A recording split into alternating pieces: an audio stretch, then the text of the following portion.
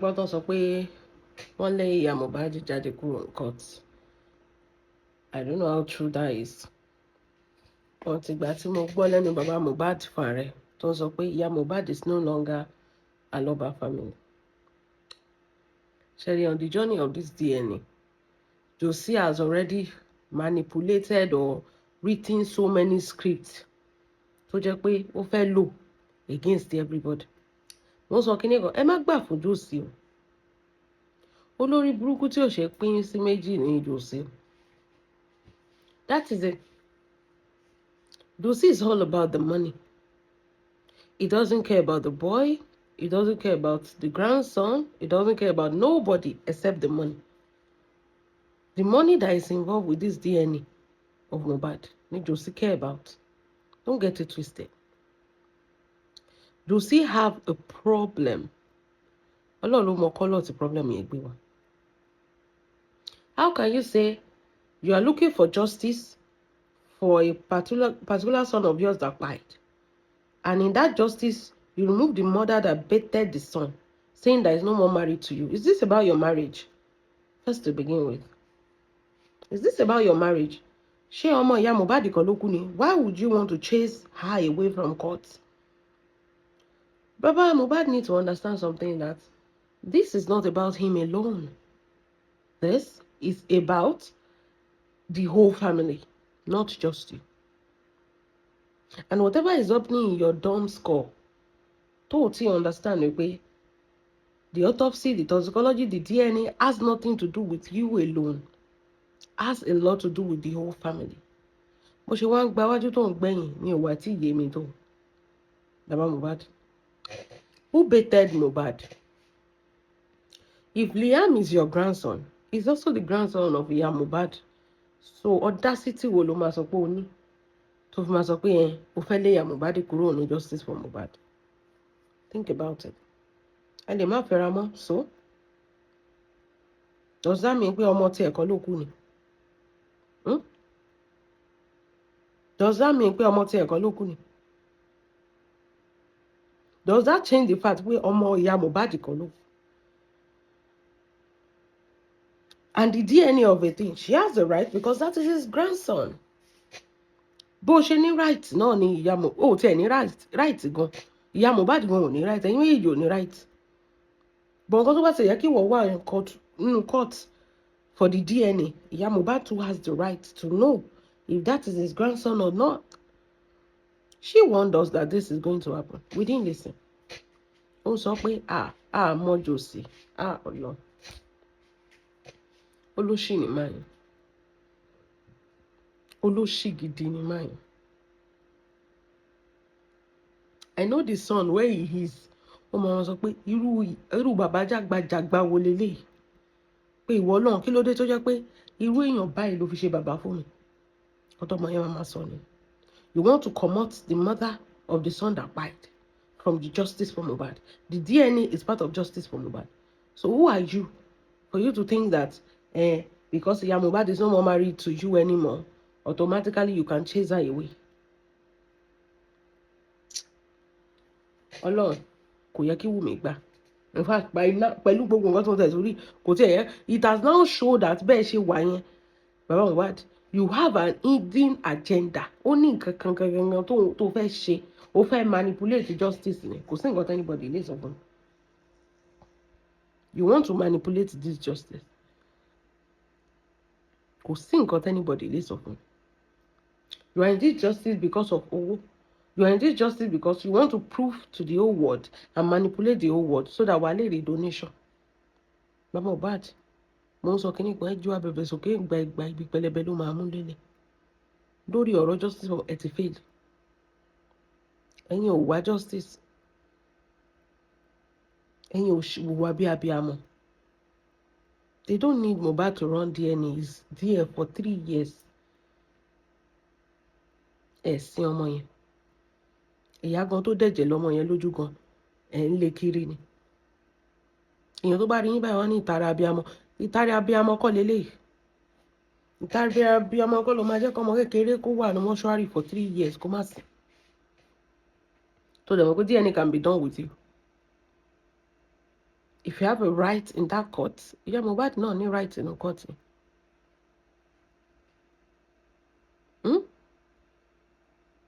Ó ní mo dẹ̀ sọ fún ẹ pé nǹkan tí ò dẹ̀ wá yé ẹni pé kò sí bí ìwọ àtàwọn lọ́ọ̀yà ẹ̀ ṣe fẹ́ manipulate kìíní. Court ló ṣì máa ṣe DNA. Court ló ṣì máa ṣe DNA. Baba Mohbad, get this into your dumb skull. Àtẹ̀yìn tẹ̀ ń dáwó fún. Àtẹ̀yìn blogger ayé. Court ló ṣì máa dé. Kò sí anybody tó ń hinder anything. Court pẹ̀lú gbogbo moves tí máa ń make. There's so many things being hidden. First thing first, you came to social media to tell us that cancer center not if I share DNA. Just imagine how manipulative this man can be. Ta ló ń ṣe DNA in cancer center? Ẹni eléyìí tí ìjọba mú, ẹni ó wrong. Ẹni eléyìí tí Wùmí mú, ó wrong. Tí yín nìkan ló dáa.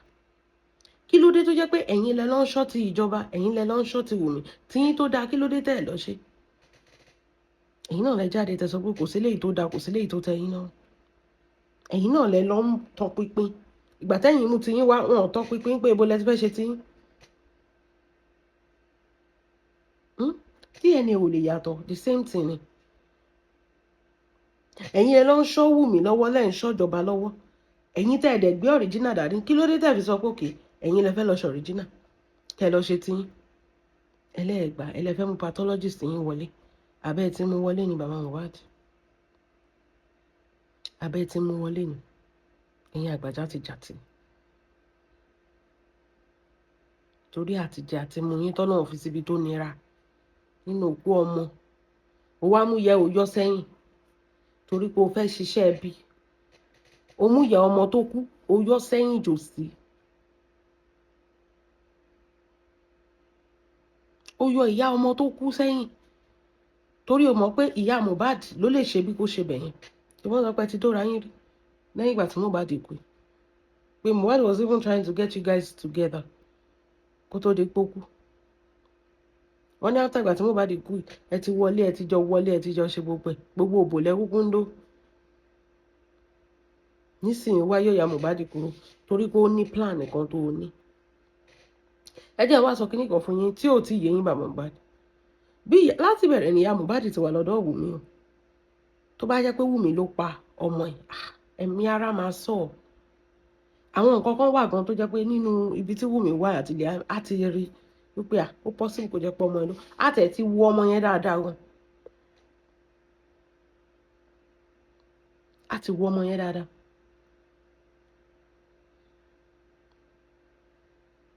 Kó tó sọ pé ọmọ nǹkan lélẹ̀. Obìnrin ni Wùmí náà. Á ti béèrè lọ́wọ́ Wùmí so many times kí ló ṣẹlẹ̀. Á ti rí pé ọmọdé yìí ò mọ nǹkan kan, wọ́n kàn subject ẹ̀ sí bullying. Dojúmọ́ ni bàbá Mohbad ń jáde tó ń parọ́ fún ẹ. Ó ń fi nǹkan sínú oúnjẹ. Ó ń fi nǹkan sínú oúnjẹ. Ṣé Mohbad nìkan ni Wùmí ń dáná fún inú ilé yẹn ni? Ṣé bó pọ̀ ń bẹ̀? Ṣé bó máa ń rìn pẹ̀lú àwọn boys ni? Àdúrà ò sí inú ilé yẹn ni. Kì í ṣe the same nǹkan náà fi ń bo oúnjẹ fún wọn ni. Mélòó ni gbogbo yàrá gan ibo ni Wùmí ti fẹ́ dókó? Ṣèbí island tán wà yẹn gbogbo room tó máa wà bẹ́ẹ̀ ò lè ju bí 3 bedroom. Ìsàlẹ̀ ní living room, òkè ní bedroom, pátápátá 3 ni. So ibo ni Wùmí ti fẹ́ dóyàn níbi tó yẹ pé àbúrò ẹ̀ wà nílé, àwọn best friend ẹ̀ wà, manager ẹ̀ wà, gbogbo èèyàn wà. Báwo ló ṣe fẹ́ fi nǹkan sínú oúnjẹ Mohbad táwa lọ dóyàn ní yàrá kejì tí gbogbo inú ilé kún fún boys? Orí ẹ máa sọ̀rọ̀ bẹ́ẹ̀ ni pé ẹ̀ ní làákàyè. Ìgbà tí Mohbad sọ kinní yẹn fún yín tí ò bá ń ṣe pé irọ́ lẹ pamọ́ ẹlẹ́dàá ọmọ yẹn, kí ló dé tẹ́ ẹ̀ jáde àṣàbí ọmọ kẹ́ ẹ ti lé Wùmí dànù? Ó wá kú tán, ẹ wá ń mú rọmọrọ, ẹ wá ń yí rọmọlẹ̀, ẹ ń pa pẹpẹ ẹrọ́ bàbá Mohbad. Ẹ ń pa pẹpẹ ẹrọ́. Obìnrin kan máa lo nǹkan fún ọkùnrin tó ìwọ fúnra rẹ̀ ló gbálé.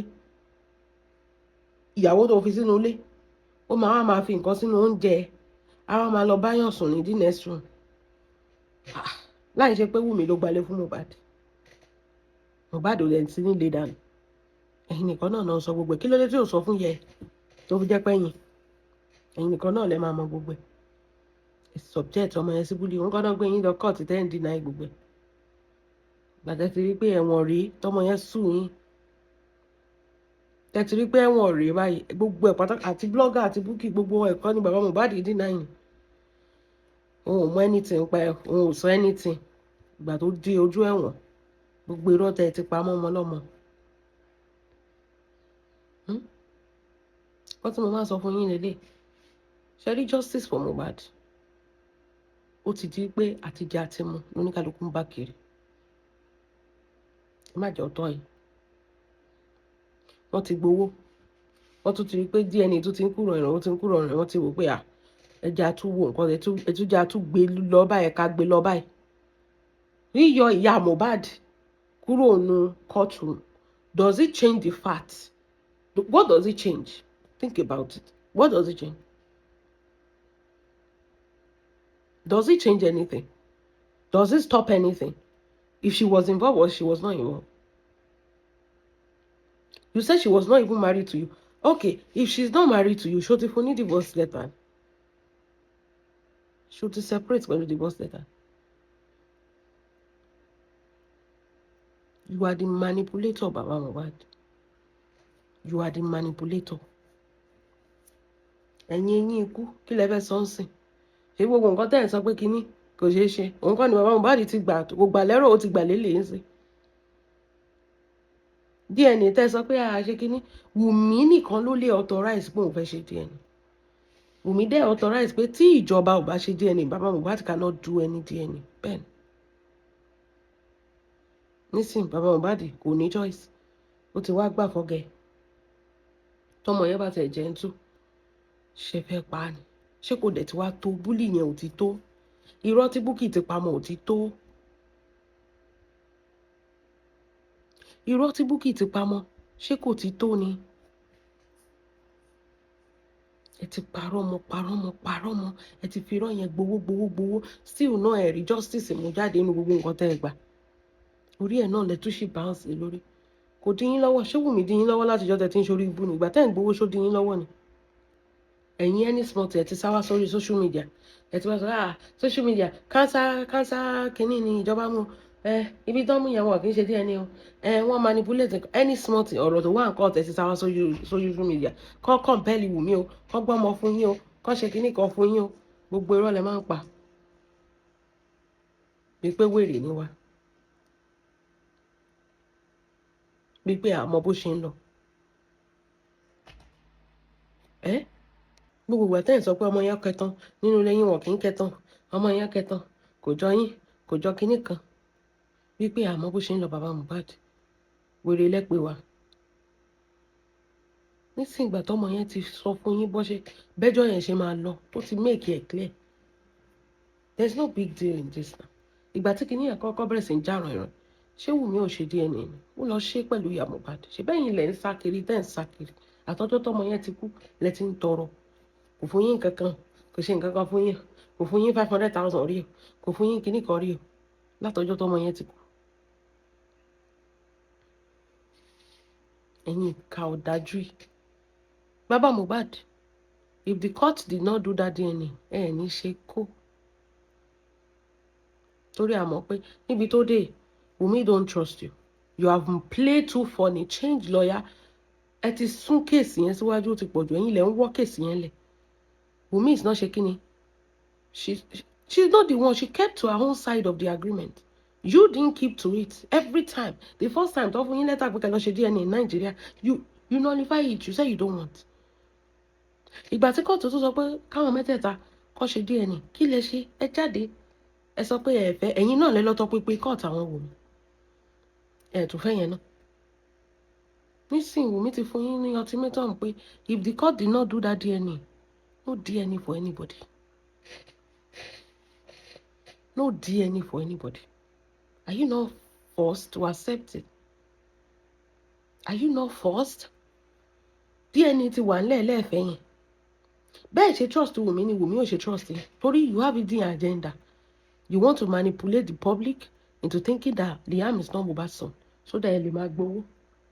Ẹ lè lọ doctor DNA ò lè change ẹyọ kan péré ni kẹ ṣe lọ́run kẹ ṣe láyé kẹ ṣe nu iná kò lè change the same thing the same conclusion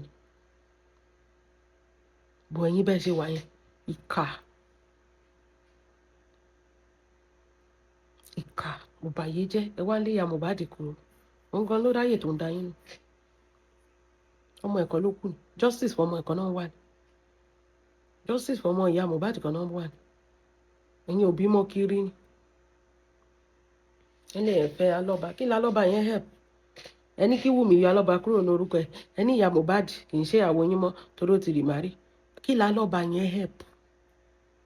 Kí lẹ ṣe fún àwọn bíbọ? Kí lẹ múlẹ̀? Ṣèbí inú òkú ọmọ lẹ ti ń gba donation lẹ ti ń ṣe tírísàn. Ní àgbà jákàjàká ẹ̀ ó le. Ogún ológun dẹ̀bi ti àyàtí. Lágbàlagbà arúgbó ọjọ́ yẹn kó máa bá ọmọ kékeré du ogún. Kò tiẹ̀ máa rò pé ọmọbìnrin tó wà pẹ̀lú ẹ̀ látijọ́ ẹ̀ pẹ̀lú bébì tó bí sáyé kó tó di pò lọ. Àti jẹ àtimú ẹ wá le kókókókókó. Oh, you go cry while you Allah bàbá Mohbad. Ìwọ ló máa sùn.